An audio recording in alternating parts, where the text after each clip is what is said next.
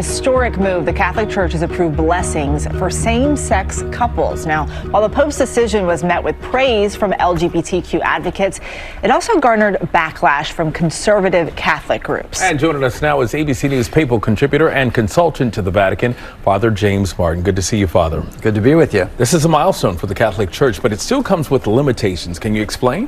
Yeah, sure. So we're able to bless same-sex couples, but it can't look like a marriage. It can't look like we're doing a wedding where we're in liturgical vestments and they're exchanging vows and things like that. So it's a little more informal. It's just, asking God to bless the couple, but not a rite, But is this a start, a good move in the right direction, you think? Absolutely. I mean, it recognizes that same-sex couples are part of the Catholic Church, just like anybody else's, and they need God's help and they need God's blessings, and definitely a step in the right direction. Why do you think Pope Francis made the decision to do that now?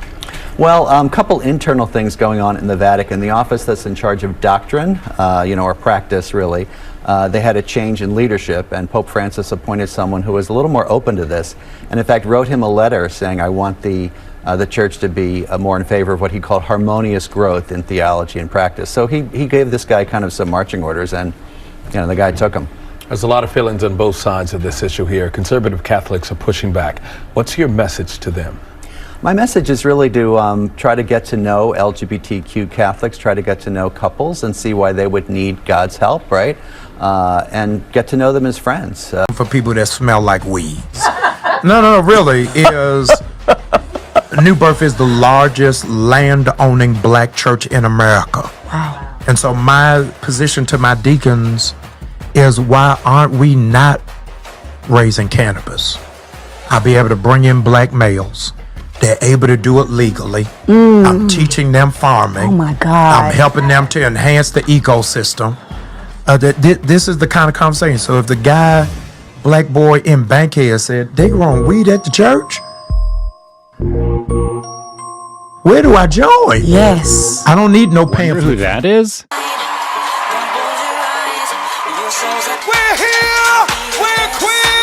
A drag man, Billy Porter, enjoying a Christian song performed by Kirk Franklin and Maverick City. The industry, I can't do it. It's not godly. God didn't establish the music industry. He didn't establish the gospel music industry. It's an industry. It's just, and to make music and to use the gift God gave you and to put all your blood, sweat, and tears. I know I sound like every other artist, but you put your blood, sweat, and tears into it. You put excellence into it. You know what I mean? The Lord gives you a gift, and you want to give it back to Him and point it back to Him. And then you got to place this baby called a song into the hands of a godless industry. In most worship services today, in modern day evangelicalism, if you were all of a sudden in the middle of a song to pull the plug on all the instrumentation, all the microphones and everything, you would find that the congregation is hardly singing. We very often become worshipers of ourselves. We're not worshiping God. We're simply worshiping the feeling that we're having about God. When it comes to the issue of music, it's one of those areas where, the battle is likely to continue until the Lord comes home. What we have done is we have elevated music to, it seems to be a place above the teaching of the scriptures. Music in worship has three purposes: codify, unify, glorify. That gets the gist. That the purpose of music in the worship of God is to codify the truth so that it can be sung to the glory of God down through the generations. Contemporary Christian music has deteriorated into entertainment devoid of the gospel message. Gone are the days when godly men and women sang praise and worship songs to God, adoring and exalting the name of the one true God, Jesus Christ. Hey Love, a Christian radio station, has progressively fallen into the enemy's trap by promoting several ungodly musicians. Hey guys, Brandon Woolham, CCM Magazine, hanging out in Nashville, K-Love Fan Awards with Dante Bowe. Now I can say the Grammy-winning Dante Bowe. I'm excited to just see the performers tonight, so yeah. Who are you looking forward to seeing perform? Is Lil Nas X performing tonight?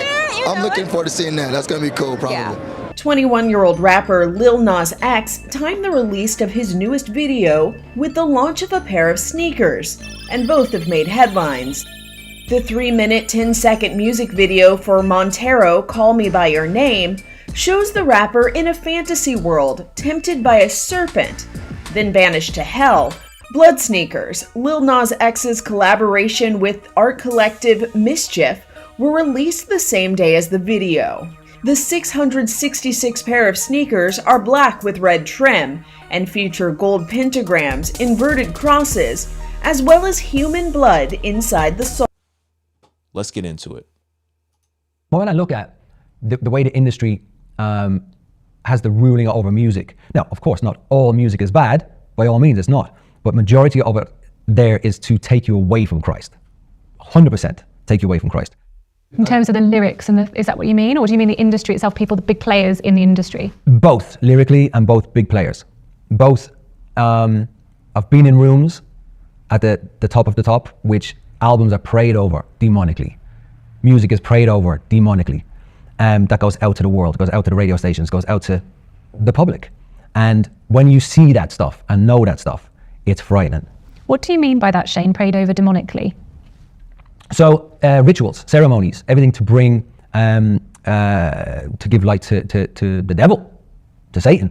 It's a satanic music industry. That's majority of what it is. Do you mean figuratively, or do you mean literally you've been in... Literally, yes.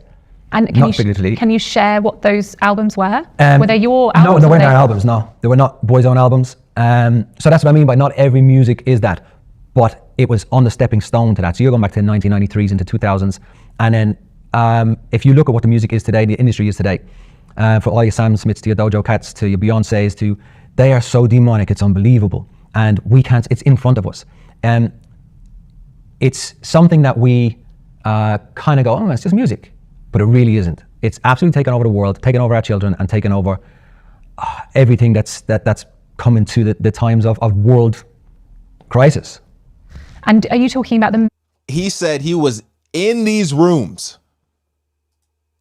And just like I said, you got to understand the credibility of the individual who's speaking. If this is just Joe Smo off the street, just talking nonsense, okay, maybe you just take it with a grain of salt. But either way you slice it, we already know that the music industry is demonic. We already know that they worship Satan. We already know that it's Antichrist. But now you have somebody who's been in the game, who sold millions and millions of records, who has seen the behind the scenes, literally said that he has seen the music and the projects being prayed over demonically. The truth is, the closer a lie is to the truth, the more dangerous it is. The best way to make a lie believable is to add an atom of truth to it. If anyone wants to make anyone believe a lie, they will add the truth to it, but will twist it so that you will not follow the truth, but their own deceit. If there is a red cup at a place, and you tell someone that it is a cup with a wine color, they might believe it if it is someone who doesn't know the color. But if you say it is a hat there, that is far from the truth, and it would be easy to know it is a lie. When you say it is a cup with a wine color, there is truth in it, but it is a lie because the cup is red. That is what we are saying when we say a lie closer to the truth is more dangerous because it would be easier to believe. If you are wondering how this is known, I can tell you that the devil uses this method all the time. He used it in the Garden of Eden. He used it on Eve, and it worked. He told them the truth that if they eat from the tree, they will be able to see what God sees. This is true. Their eyes would be opened indeed. That is what Eve held on to, and that is why she fell. The devil used this method on Jesus too. After Jesus had fasted for 40 days and 40 nights, he tempted him. Jesus just finished fasting and praying. That alone should put fear into the devil, but that did not faze him. He still came and tempted Jesus. If you think you can handle the cunningness of the devil by your brain or by the books you read, you might be deceiving yourself. You need to open your eyes to the real thing now. Satan will always come with the truth only to make you fall for lies. He told Jesus what the scripture says, and it was the truth. Matthew 4:6 KJV, and saith unto him, If thou be the Son of God, cast thyself down. For it is written, He shall give his angels charge concerning thee, and in their hands they shall bear thee up, lest at any time thou dash thy foot against a stone. Satan told the truth here, but it is dangerous deceit. It is a dangerous lie. If you hear any lie that is close to the truth, it is easy to fall into it, and they are destructive. Here's one key to never being deceived by people. And this is going to have you looking at a lot of things differently. Check it out. Just because somebody speaks in tongues or prophesies does not mean that they are of God. Scripture tells us that charity, which is love, never fails. It says prophecies shall fail, tongues shall cease, and knowledge shall vanish away.